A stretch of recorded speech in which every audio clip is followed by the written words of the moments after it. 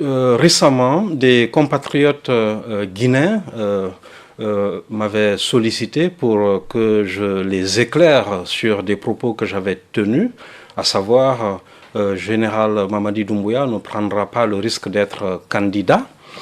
Et ils avaient accompagné ça par plusieurs questions, et donc du coup j'ai réuni l'ensemble des questions et je les ai subdivisées et j'ai obtenu au total 3 questions, et c'est à ces 3 questions-là que je vais répondre pour éclairer mes compatriotes. Alors la première question, c'est en attendant de nous dire pourquoi le général Mamadi Doumbouya ne prendra pas le risque d'être candidat, pourriez-vous nous rappeler brièvement votre approche en matière de gestion de la migration irrégulière qui pourrait bien changer la donne en Guinée? Tout d'abord, je dois préciser que mon approche ne concerne que nos compatriotes qui résident sur le sol guinéen. Et c'est en cela que c'est une approche dite de gestion externalisée de la migration irrégulière. Alors, à travers mon approche, j'ai démontré qu'on peut ramener le taux de migration irrégulière des mineurs à 0, mais pas seulement des mineurs, il y a aussi les majeurs, c'est-à-dire les mineurs devenus majeurs à partir de la mise en place de mon dispositif en Guinée. Pour obtenir ce résultat, j'ai scindé la population guinéenne en 2 grands segments. Le premier segment, ce sont les mineurs qui ont entre 15 ans et moins de 18 ans. Et le second segment concerne plutôt ceux qui ont 18 ans et plus.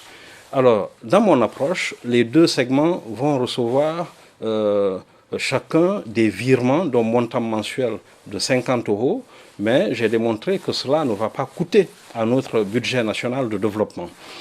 Alors, avant de continuer, je vais faire 3 petites remarques, à savoir les sources de financement du premier segment ne seront pas les mêmes que celles du second segment. Je vous expliquerai cela plus tard parce qu'il s'agit de faire un résumé, une synthèse de mon approche. Donc je vous expliquerai cela plus tard lorsque je commencerai ma campagne explicative.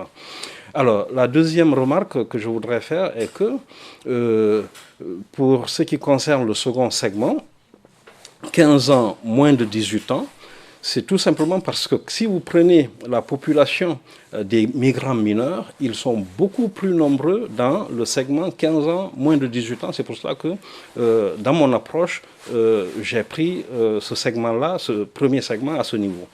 Maintenant, il faut savoir que ceux qui ont moins de 15 ans et qui représentent près de 45% de la population guinéenne, ceux-là ne seront concernés par le virement que lorsqu'ils seront dans la zone 15 ans, moins de 18 ans. Donc, de façon progressive, ils vont basculer dans la zone où ils recevront les virements. Ils ne seront donc concernés que lorsqu'ils auront 15 ans au minimum.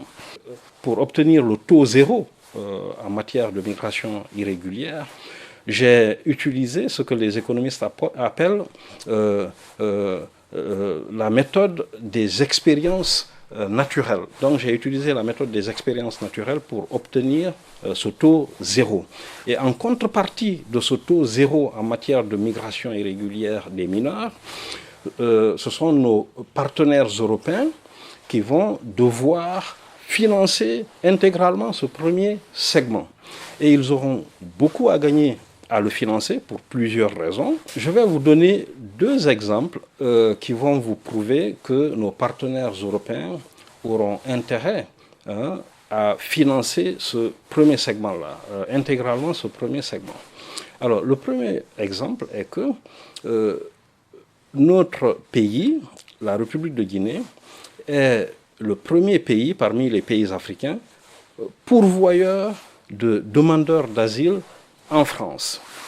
Or, si vous prenez juste les coûts de traitement des dossiers d'asile par an, ça représente pour la France plus de 1,4 milliard d'euros.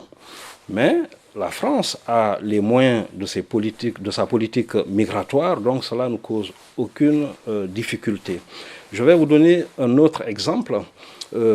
Notre pays est le plus grand pourvoyeur de mineurs migrants irréguliers en France. Or, on sait que c'est cette catégorie de migration qui est la plus sensible, qui est la plus crainte, qui est la plus redoutée. Et pas seulement par rapport à l'aspect économique, parce que la France, chaque année, dépense pour un seul mineur migrant irrégulier, qu'on appelle MNA, c'est-à-dire mineur non accompagné. Pour un seul, la France dépense annuellement 50 000 € au minimum. Et ce montant englobe le logement, la formation, les soins de santé, les frais pour les avocats et puis les ressources mensuelles qui leur sont directement versées mensuellement pour qu'ils puissent subvenir à leurs besoins quotidiens. Mais ce n'est pas ça donc le plus difficile pour un pays comme la France. Ce sont surtout les coûts non chiffrables, difficilement chiffrables, et qui sont très redoutés. Ce sont les coûts politiques et sociaux de la migration irrégulière en règle générale. Et c'est pour cela que j'ai dit que nos partenaires européens auront beaucoup à gagner à financer intégralement ce premier segment.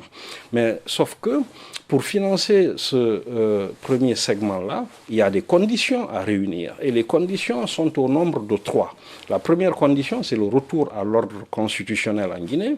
Le second, c'est le rétablissement d'un régime, d'un pouvoir démocratique civil. Et la troisième condition, c'est le respect des droits humains. Et ces 3 conditions sont cumulatives.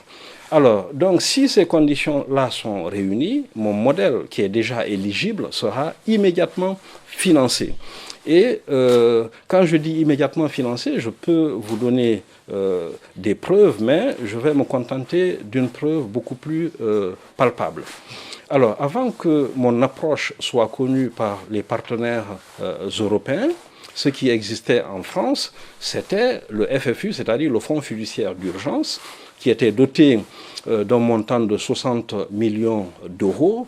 Et ce montant-là disparaissait dans les couloirs des ministères, dans des comptes bancaires non autorisés, dans des poches non autorisées.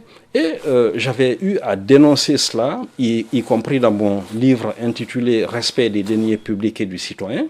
Et lorsque nos partenaires avaient compris, avaient entendu ce que j'avais dit, ils avaient, et je l'avais remarqué, et tout le monde d'ailleurs l'a remarqué, ils avaient immédiatement supprimé le FFU et à la place, ils ont mis l'IVCDCI.